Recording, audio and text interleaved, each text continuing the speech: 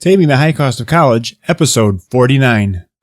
You have kids, they grow up, and before you know it, it's time to plan for college. Where do you start? How much is it going to cost? Will you qualify for financial aid? Should you be looking into scholarships? When will you be able to retire? What about student loans? The list of questions is never ending. The good news is, all the answers are right here. Welcome to the Taming the High Cost of College podcast. Here is your host, certified financial planner, Brad Baldridge. Hello, and welcome to Taming the High Cost of College. I'm your host, Brad Baldridge. Today we have a great interview with Shea Groom. She's a professional soccer player, and she's going to talk a little bit about her rise through the ranks and playing high school soccer and then ultimately college soccer, and the process she went through to become a college scholar athlete, and how she went on to become a professional. So there's a lot of great information here. If you're a parent of a soccer player or a parent of any sort of athlete that's thinking about possibly playing athletics of some sort in college, this is a great episode to listen to. As always, show notes are available at tamingthehighcostofcollege/49, where we'll have all the links for all the information that we're going to talk about during this interview. So let's go ahead and jump in. All right, today I'm sitting down with Shea Groom. She is a professional soccer player with FC Kansas City. Welcome, Shea. Hi. So before we jump into college-related stuff, why don't you tell us a little bit about who you are and a little bit about your soccer career, and before we get started? Yeah, I grew up, born and raised in Kansas City, Missouri, and went to Liberty High School and had a pretty good 4 years there. Grew up playing a lot of different sports, but kind of soccer became my niche. Probably discovered that around 12, 13 years old. And my parents kind of took me finally out of the rec league. Soccer was kind of still developing, definitely for the women's side when I was growing up. So there was beginning to be a lot more opportunities. And I kind of got on an elite traveling club team and really got a lot of good exposure from there, and was able to go to college, and I attended Texas A&M University back in 2011 through just graduating last semester. So it's been quite an exciting ride. I was very grateful for the all the opportunities and the resources I had growing up through high school and through the youth levels.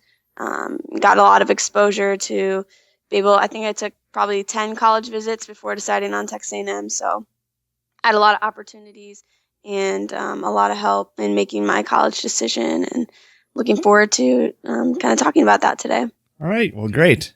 So let's start with your transition into college. So you played soccer, obviously, in college, and can you tell us a little bit about the type of team you were on? I know here it was a Division I, but can you tell how competitive were you, and how did that, what was that like? Yeah, definitely. Kind of the transition from high school to college, it's quite a big jump. Definitely physically and with the athletic side, but also academically, and the mental game becomes a lot bigger of an issue. And so it was quite the transition. But Texas A&M was a really good women's soccer program. They hadn't quite. They were making it to the Sweet 16 every year in the NCAA tournament, but couldn't quite get over that barrier. And that's kind of one of the reasons why I chose it, kind of just to try to take that team to a new level. Super competitive. We started off in the Big 12 my freshman year, and then I competed in the Southeastern Conference, the SEC, the last 3 years of my career. And but yeah, like I said, the transition was quite different. The soccer is a lot faster. Just the routine of being a student athlete at the Division I level is challenging at first, but they make it easy for you, and you have a lot of resources, and it's a great network to be in postgraduate for sure. Okay. Now, were you able to, or did you receive scholarships to play soccer in college? Yeah, I received a full athletic scholarship to go to Texas A&M. Okay. And is that pretty typical? Was most of the team that way, or were you one of the stronger players and therefore higher? Yeah, it kind of varies depending on, some teams will, I know our football team would have either you're on full scholarship or you're on no scholarship. And our soccer team was a little bit different. We had people on different amounts of scholarships. So you could be just getting your tuition paid for, or you could have everything paid for, or just your books. Kind of that's kind of how it worked for us. But I was recruited kind of as a high prospect and was able to have a lot of doors open for me through having an athletic scholarship. Right. I mean, I guess we can assume that athletically or soccer-wise, you're pretty good because you're now playing professionally, which, again, for parents out there, I don't know the exact statistics, but a small percentage of high school players get to play in college, and a small percentage of college players get to play professionally. So you've made a number of cuts, so you must be pretty good. Try to be. Yes. All right. So you mentioned that once you transitioned into college, they try to make it easy for you and they provide a lot of support. Mm-hmm. Can you tell us what that meant? What kind of support were they offering? Yeah, definitely. Academically, I know at Texas A&M we had an entire building or academic center devoted to student athletes. And I know your freshman year kind of get you into the routine and kind of help you along, hold your hand a little bit. I would have study hall hours, 2 hours pretty much every single night of the week.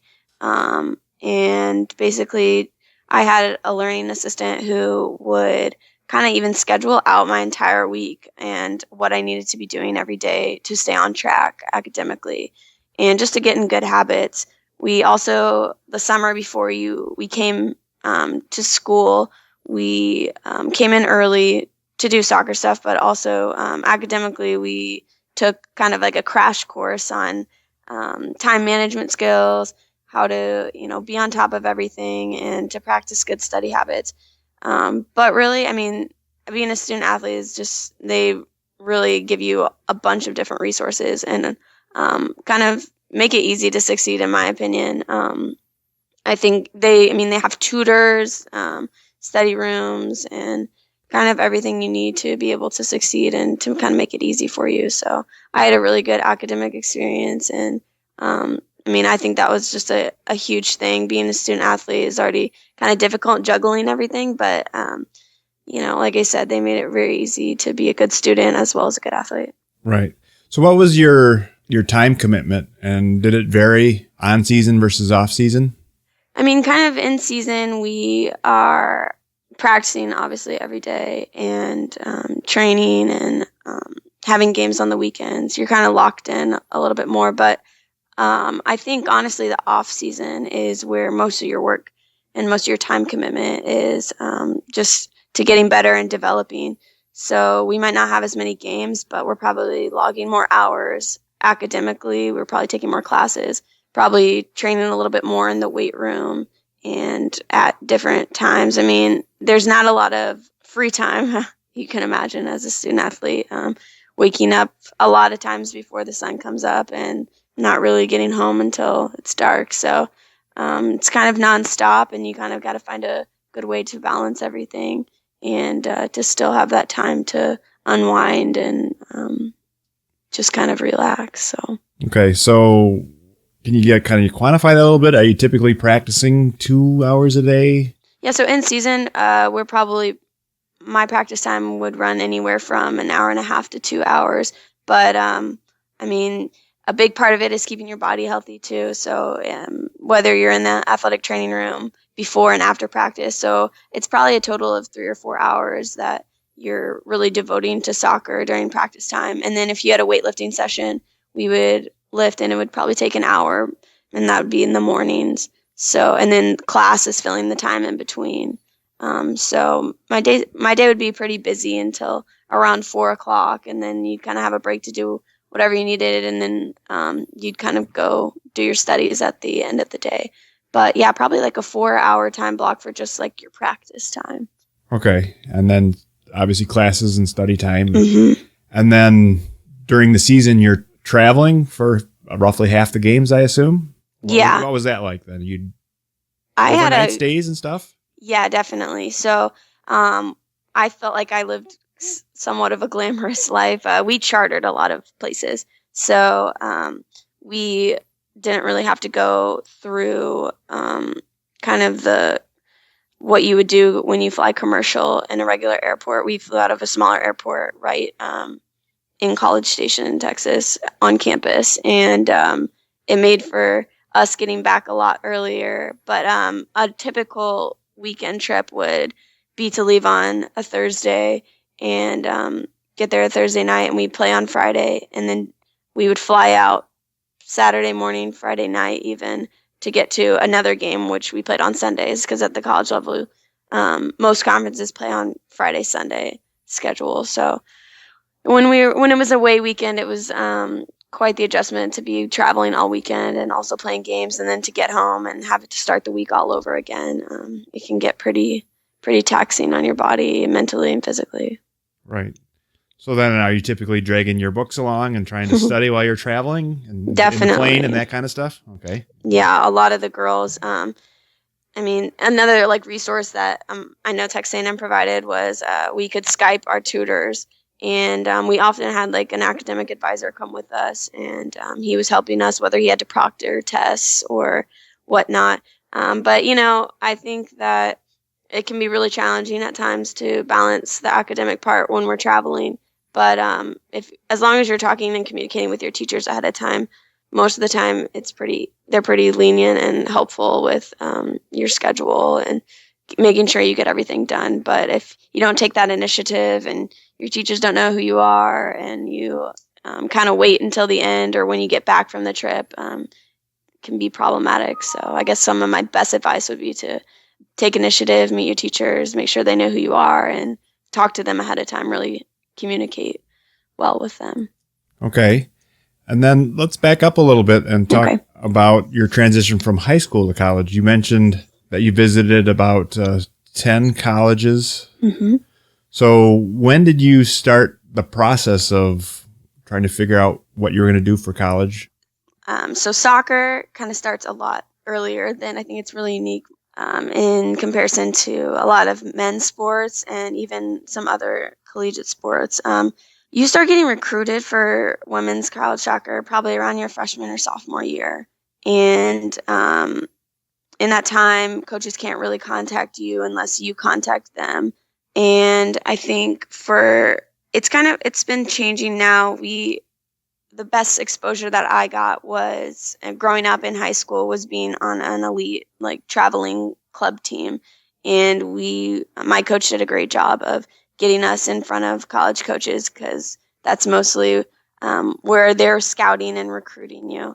So it was probably my sophomore year, the summer after my sophomore year of high school, I started taking unofficial college visits to the schools that had expressed a lot of interest in me and the ones that I was interested in.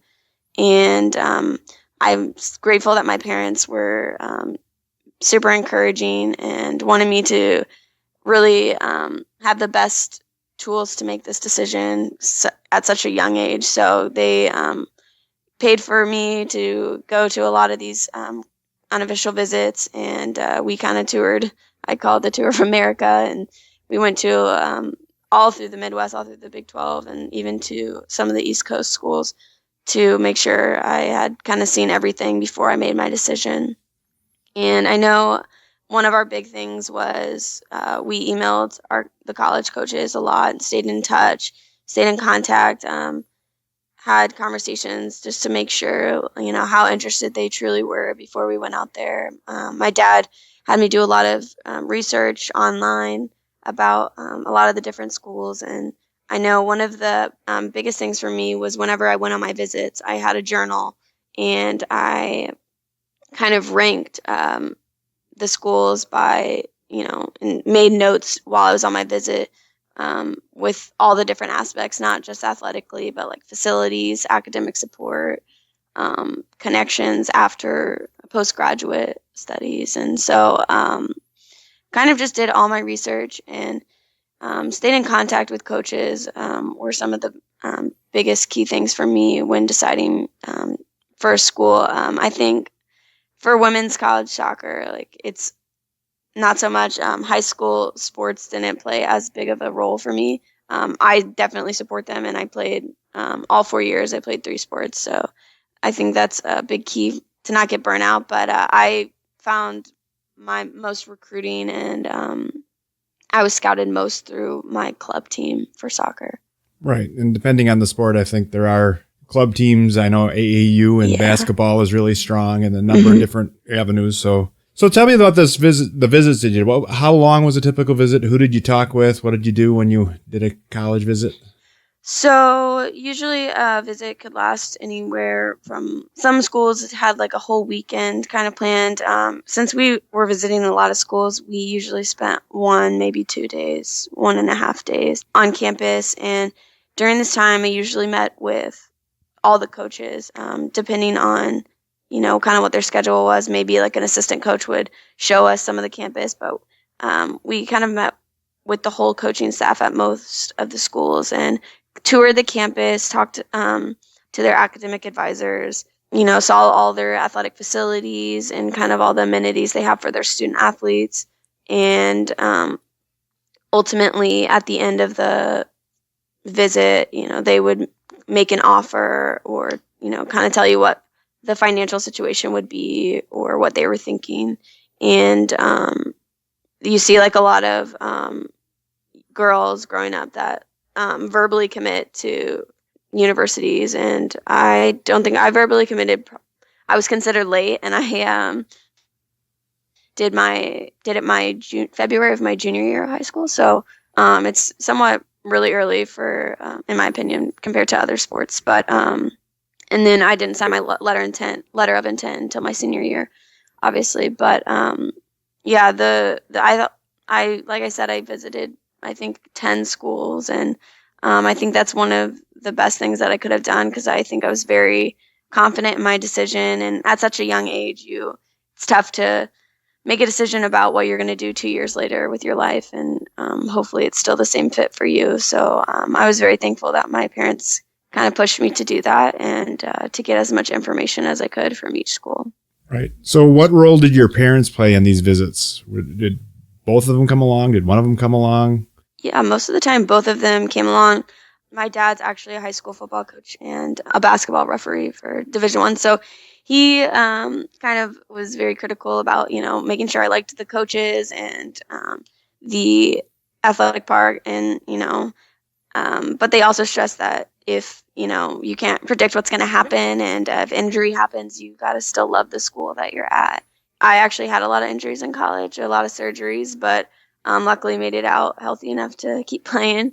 But I think that's another important thing is you really don't know what's going to happen. And so to have a school that's not just, don't pick it just because athletically it's going to maybe put you in a great spot, but also that academically and just socially that you're going to love it, even if the athletic piece isn't there. But yeah, both my parents encouraged me just to look at the entire school as a whole, and to look as many schools as I could. Because this is, like I said, one of the most important decisions that I've ever made in my life, and I had to make it at such a young age that it was really important to have all the tools to make that decision. Okay. And then, so who you visited a lot with on the athletic side? Did you also talk with people in financial aid and admissions and over in the majors you were considering and that kind of stuff? Not so much in the financial department or the admissions department. That kind of came after I decided where I was going. Then we kind of had to figure out all the paperwork and everything. But yeah, like I said, the coaches are very helpful. And if they weren't going to offer a full scholarship, there was a lot of opportunities to talk with financial aid and to be able to, kind of make that dream come true for anybody. But we spoke mostly with the coaches and with the academic aspect of the university and the athletic department. So I got to speak with some of the athletic directors at some of the schools. And that was just really cool, and it kind of gave you a taste of the philosophy at each university and kind of what they believed in. And so it was pretty cool, definitely. Okay. So can you tell me a little bit about kind of your peers? So you were on a traveling team. Were you on a team that you had to, audition's not the right, tryout? That's what I'm looking for. Yeah. Would you have to do a tryout for that team? Yeah. So I played for a traveling team who we had tryouts every year. most of us, the core group, played together from when we were 11 or 12 to all the way through our freshman year of college, when we came back after our first year of college and got to play one more season together before they stopped at the youth level. So a lot of the girls went on to play Division I soccer also. And, my youth coach growing up, we won a national championship with him, and he actually is one of the assistant coaches at FC Kansas City now at the professional level. So it's kind of come full circle for me. A lot of the girls that I did play with went on to play Division I soccer also, and so it was nice to be on a team that a lot of the girls had the same goals as I did, and with a coach who was willing to do whatever it took to get us as much exposure as we could. And while he wanted to, make us a great team and win a lot of championships, I think his main goal was to give us the best opportunity to, have the best future and opportunities in with what we wanted to do, if it was college soccer or whatnot. So it was pretty cool that, I was on a team that kind of had that philosophy and wanted the same things that I did. Right. Okay. So then were you competing against some of the girls that were on your team when you were in college? Yeah, it was pretty cool to see some of them. I was in conference with one of them. I actually played youth with her, and I played high school with her. And then she went on to play at one of the other teams in my conference. And now we actually play on the same professional team. So that was pretty special too. Wow. Okay. What advice would you give to families? A typical family that might be listening might have a high school sophomore or junior, and let's assume that there's a young lady that plays soccer. Maybe they're not sure at what level yet. What are their first steps, or what would you recommend people do to kind of get started in the college/athletic process? I think, the best thing that you can do is get exposure, whether that's getting on a great club team that travels and is in front of college coaches.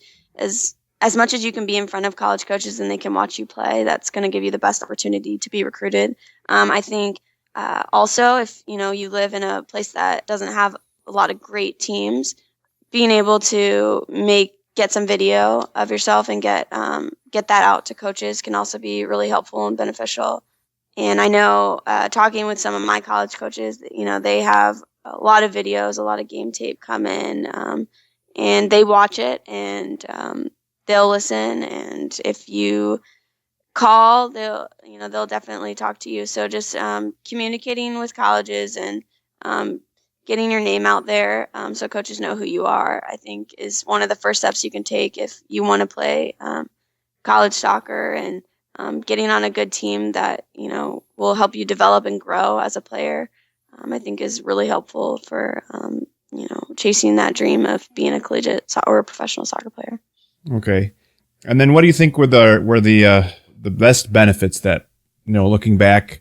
I'm assuming you'd do it all over again and do it pretty much the same, or not? Yeah, I definitely would. I think the best benefit of being a student athlete is the network that you kind of build as you're going through the process of it. I think also the skills that you develop, it's pretty hard to find a different situation that's going to give you more discipline, more time management skills. It's going to make you mentally stronger, physically stronger than being a student athlete. I think I've learned so much just from the entire process, from trying to find a school to actually being there, competing, and making the transition from high school. So I wouldn't trade it for the world, and I probably wouldn't do it much differently. Maybe a few less surgeries, but but I loved it. So. All right. I think we've learned a lot, and I really appreciate all the great information. But before I let you go, do you have any quick tips for parents or athletes that would make their process a little smoother? Yeah, I think first just communicating with college coaches, getting exposure. I think for young girls or boys out there, just dreaming big. That's one of my big things. Never let someone tell you no, that you can't do something. If you want to do it. And just invest in your craft. And I think that's all I got for you. Okay.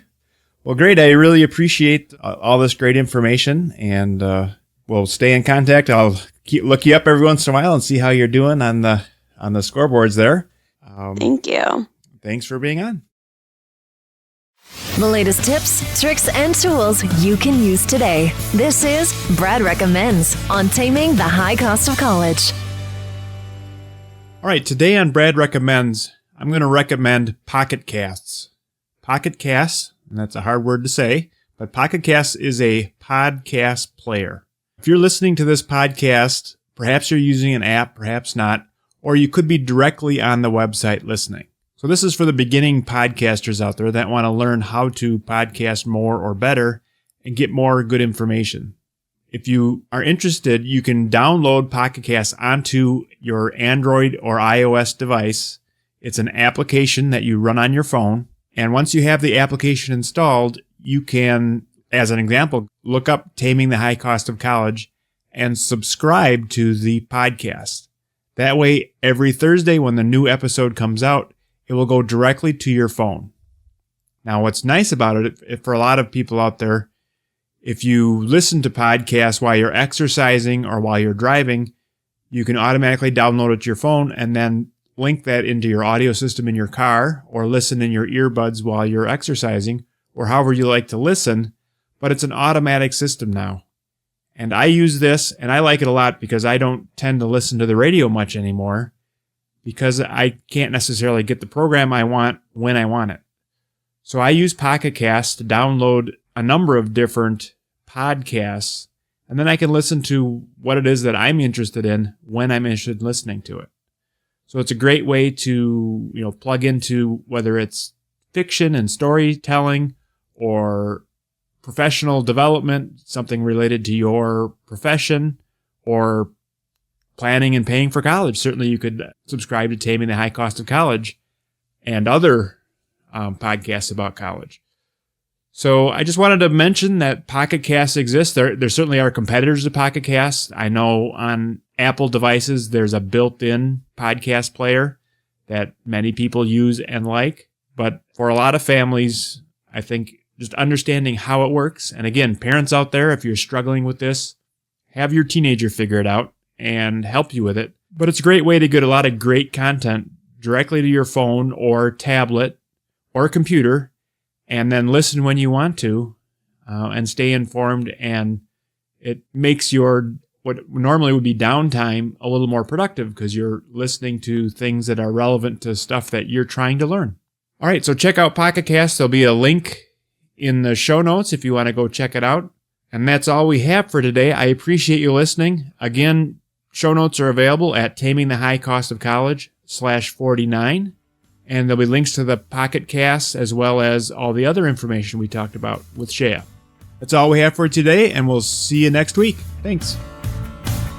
Thank you for listening to the Taming the High Cost of College podcast. Now it's time for you to take action. Head to tamingthehighcostofcollege.com for show notes, bonus content, and to leave feedback for Brad. The next step on your college journey starts now. Brad Baldridge is a registered representative of Cambridge Investment Research and an investment advisor representative of Cambridge Investment Research Advisors, a registered investment advisor. Securities are offered through Cambridge Investment Research Incorporated, a broker-dealer and member of FINRA and SIPC. Brad owns two companies, Baldridge Wealth Management and Baldridge College Solutions. The Baldridge companies are not affiliated with Cambridge Investment Research.